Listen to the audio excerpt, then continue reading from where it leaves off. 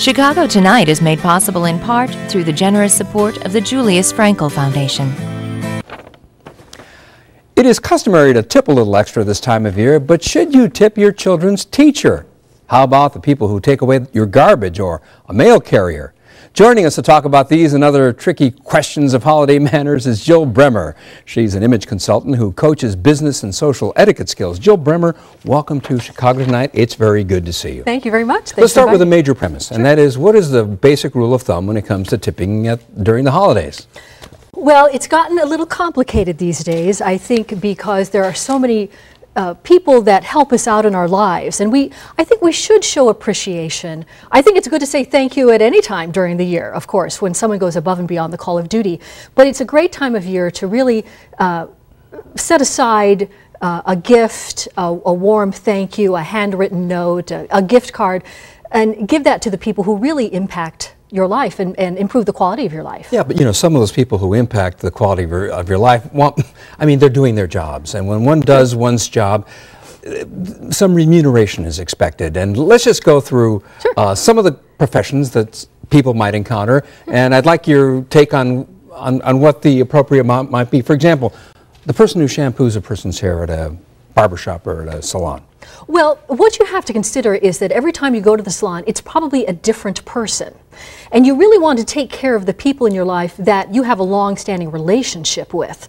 So the shampoo person, you know, $2. I think during the holiday time, it really doesn't need to be any more than your normal tip, because it's a different person every time. If it's the same person, though, if you have the same shampoo person throughout the year and you see him or her, you know, a dozen times over the course of the year, what do you do then? Well, I think it also depends on the kind of salon you're going to. If it's a real kind of posh place, or if it's more of a mom and pop establishment, but I'd give them $5. Really? Sure. Oh, well, that's less than I would have thought. Okay, manicurist or hairdresser?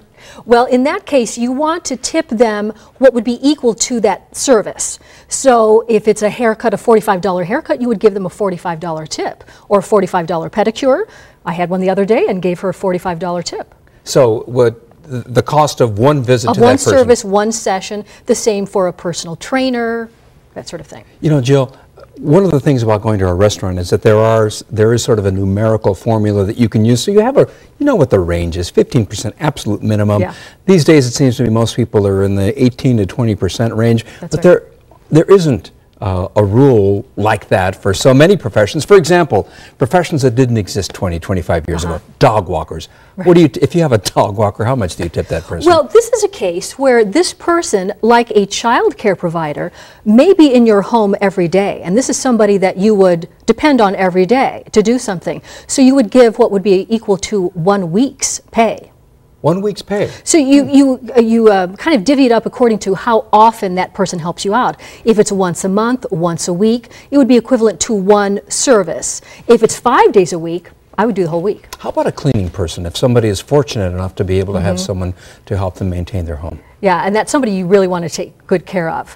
I would pay them, I would tip them what would be equal to the day of service. If they're there for a full day, I would pay them for a full day. If it's a half day kind of job for them, I would give them what would be equal to a half day's job.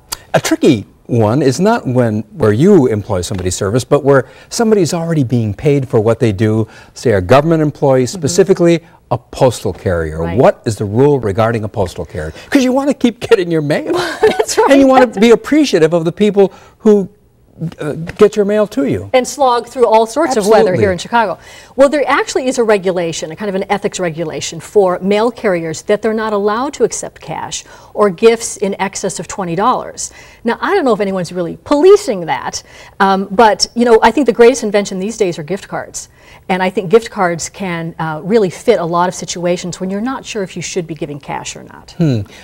For federal employees, particularly, and other government employees, is there, I don't know, just some people say, well, it seems wrong to have to tip somebody who's paid for already with my taxes. It's more like a bribe or something. Your reaction to that? Well, I wouldn't think of it as a bribe. I think if you've got a relationship with that person, it's a mail carrier you've had for years and years, and you howdy to each other when he comes up your walk and that sort of thing, I think I would probably want to take care of them. If you've got a different person every time, you know, or, you know, 2 or 3 times a year the face changes, I don't know that you have to necessarily go out of your way. Another tricky area, teachers. Yeah. What do you do about teachers? Well, now there can be some regulations in schools that prohibits teachers from accepting cash. And even if the school doesn't prohibit it, I think it's a little unseemly maybe to give cash to a teacher. To me, it comes across as trying to get special favor or ensure good grades for your student, for your child. I think what would be better would be to do that gift card or gift certificate. And I even think what would be better is to get the whole classroom together. Maybe a room mother could take care of that and get all the parents organized, but with no pressure. You know, people, you're welcome to give whatever you would like. Even if you don't give anything, we'll still say it's from the entire classroom. And you can give them a gift card to a place that you know that they would appreciate. Let's go on to another topic. This is a big one of the holiday season, and that is regifting. Is it inherently tacky? Well, it's becoming more and more acceptable. So, you know, that term didn't even exist a few years ago. Now we have something called regifting. There are ways to do it, and I think if we do it correctly, it can be done. Give me an example of how it can be done correctly. What are some of the things to keep in mind? I think it needs, whatever this item is, it needs to be in pristine condition. In the original packaging, it can't have been worn or viewed or listened to. I heard of someone getting a rice cooker, and there were a couple of grains of rice still stuck to the sides that it had been used. Oops. Well, that's the next idea, is to really look over it with a fine-tooth comb. You know, and make sure all evidence is gone that it was ever given to you by someone else. Destroy the trail. Destroy the trail, the paper trail. But I think most importantly, if you're going to regift, make sure you're giving it to someone who's in a completely different social circle. So you know these people will never meet each other and their paths will never cross. And you can be safe that way. What happens though, Jill, if you're caught in some way, you know, maybe you didn't give it outside your social circle and all of a sudden someone finds out? What do you do? And then change the subject. I read that another tip for regifting to avoid getting in trouble is to never give something that's homemade, for example, because why is that a concern? Well, I think, you know, if someone has gone to all the trouble of painting the picture or knitting the Afghan and that sort of thing. Making the fruitcake. Making the fruitcake, even if it's ugly or it doesn't taste good, that person put so much time and effort into it. I think that you should just keep it on principle alone. Holiday parties, your tips for how people should act at holiday parties. Well, it's a stressful time of year, and I think you've got to be, if you're going to go to a party, put your game face on, no matter how stressed out you are from your day. I think when you go, you've got to be ready to contribute to the party's success, and that means be ready with sparkling conversation and be engaging and active. You got to do your bit to make the party work. Absolutely, absolutely. The hostess will love you for it, and I think what I tell people is when you go to a party, always have the attitude that you are the host. And if everyone would act as a host at the party would be a huge success. For instance, if you're at a neighborhood party and the doorbell rings and you know the hostess is trapped in the kitchen, go to the door, welcome them in, introduce them around, take the coats and throw them on the bed. And speaking of parties, you have a demonstration for us that could be critical to holiday party survival skills. What is it? I call the cocktail party grip. This will get you through those standing parties. Grip. Yes. Okay. So here, you take a napkin and I want you to press it between your fourth and fifth finger. All right. Okay.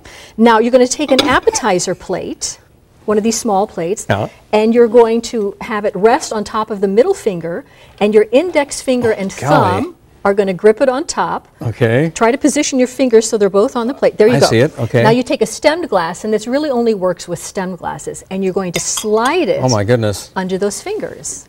And that way, you can hold everything with one hand and say hello to somebody. That's right. That's how you do it. This will come in handy. Good. Jill, thanks so much. You're welcome. Appreciate the tip. And up next, a preview of John Calloway's interview with Tom Brokaw. Chicago Tonight is made possible in part through the generous support of the Julius Frankel Foundation.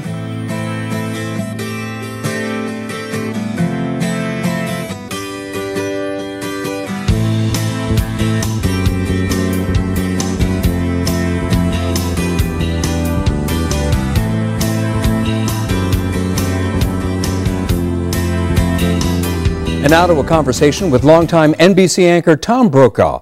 He's John Calloway's guest tomorrow on the Friday night program.